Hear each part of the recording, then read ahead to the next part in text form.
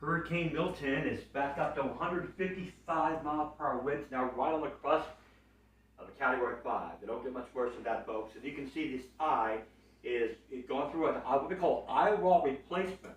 And that's exactly what that means. It goes through a replacement and it loses some intensity. And we feel it's going to lose more intensity tomorrow, but it might be up to a Category 5 sooner rather than later.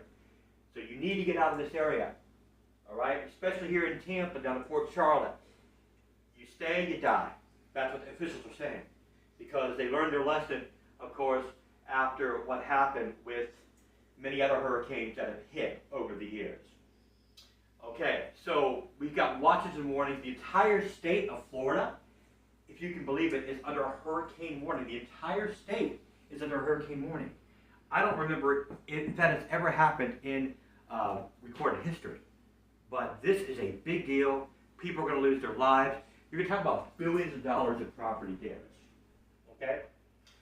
So the computer models are zoning in again on Florida, and thankfully the westerly winds and the front's going to take it out after Florida. It will not affect us here in any way, here in the tidewater, and not affect you in any way as well in the mountains of North Carolina, as you are still struggling with what happened there. The devastation of Helene. There's still hundreds missing, presumed dead.